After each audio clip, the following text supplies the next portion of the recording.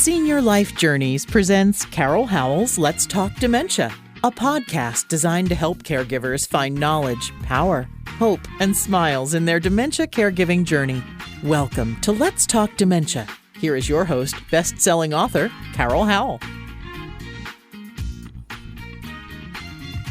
Hi caregivers, welcome to Let's Talk Dementia. I am Carol Howell, your host, internationally certified dementia practitioner and author of the Amazon best-selling book Let's Talk Dementia, as well as the host of this show that is available in podcast and in video form, reaching folks in 87 countries, and I'm glad that you are here with me today. Before I get started, I want to take a moment to say a special heartfelt sympathy to two friends who've lost loved ones over the last couple weeks. My friend Shantae lost her mama on Easter Sunday. Then my friend from South Carolina, Miss Sarah, lost her daddy over the weekend. And those are tough times. And if you are experiencing grief, and we've talked about grief before, but grief specifically because of the loss of a loved one, I want to tell you about this wonderful book called Imagine Heaven by John Burke. It says, near-death experiences, God's promises, and the exhilarating future that awaits you. This is an amazing book. It sold over 500,000 copies. Boy, I wish my book would sell that many. Ooh, wouldn't that be something? But it's easy to read, and it gives you an insight to near-death experiences that folks have had and how they correlate with Scripture and they correlate with each other. And so I was just thinking about that today. So I hope you will check it out. You can get it on Amazon by Mr. John Burke called Imagine Heaven.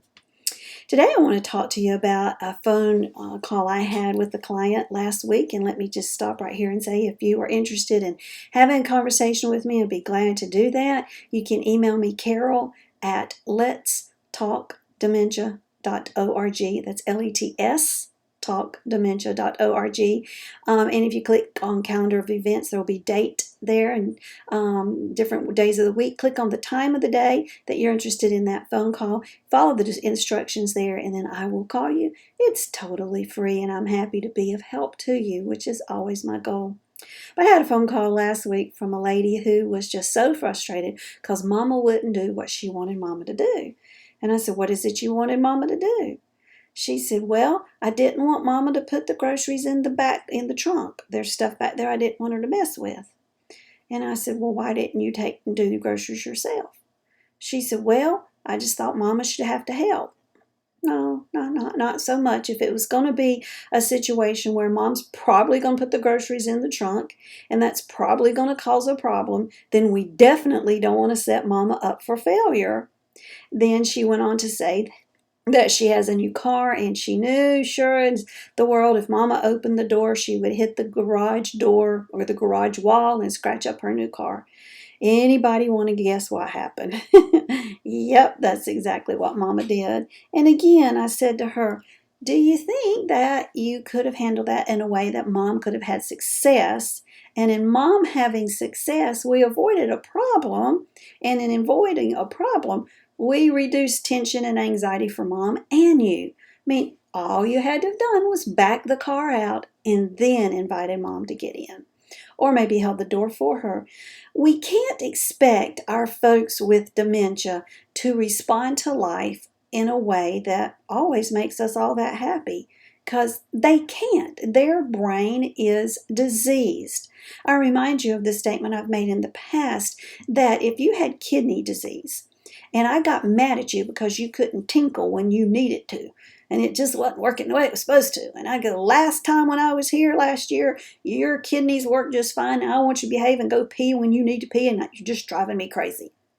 Well, that would just be dumb if they have now found out they have kidney disease or they have heart disease, and we're mad at them and irritated at them because they get winded and maybe they can't go bike riding or can't walk for 12 miles and you want them to, but they can't because now they have heart disease, but we're mad at them about that. See, you would not do that, and if you would, then I don't know, there's not a lot of help for you, I don't think. That's just my opinion.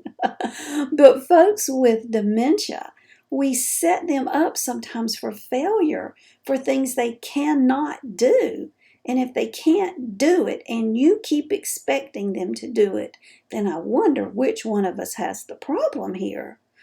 We've got to be sure that the environment that we're creating for our loved ones with dementia builds them up. It uplifts them.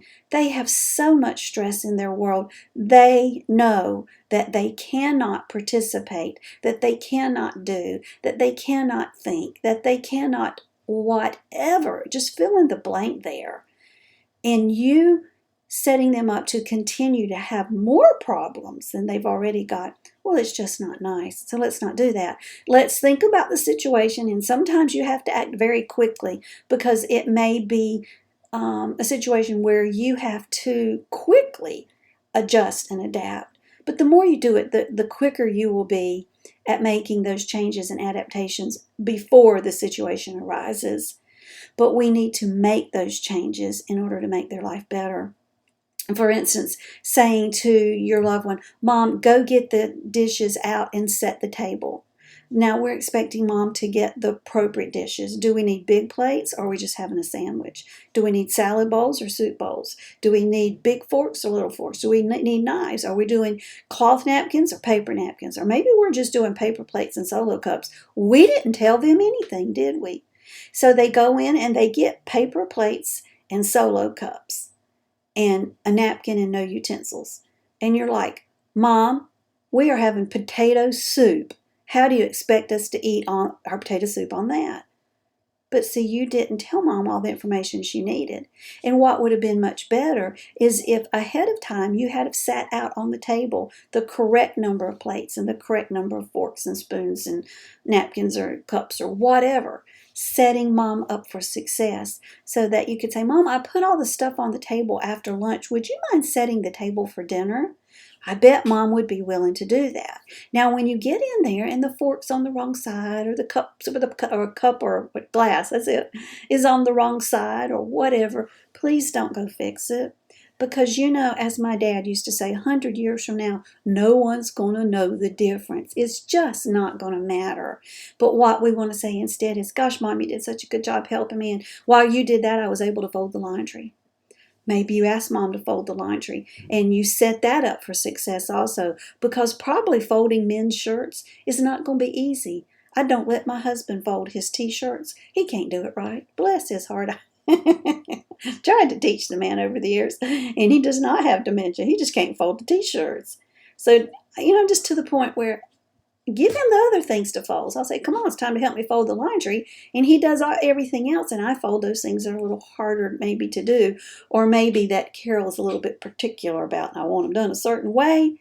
So I set both of us up for success. I do my thing, and he does his, and we get it done. And that is similar to working with your folks with dementia. If they're folding laundry and you're going to fold the clothing and they're going to fold the bath towels or the washcloths, or maybe they're going to make socks, something like that. But give them jobs to do. Set them up in your life to be successful. I just want to know, is there any of you listening who does not want to be successful? Do you ever wake up and think, today is Thursday. I just don't think I want to be successful today? No, you don't do that. You want to be successful. You want others to appreciate who you are and the talents you are and how wonderful you are and how gorgeous you are and all those things. And so does your loved one with dementia.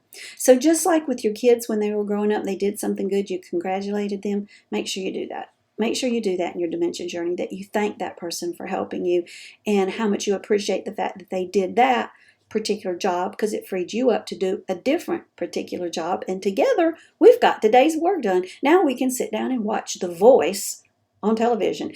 I haven't been watching The Voice, y'all. I was just introduced to it this week. Never watched it in my life. It's a pretty happy show. It makes you feel good, doesn't it?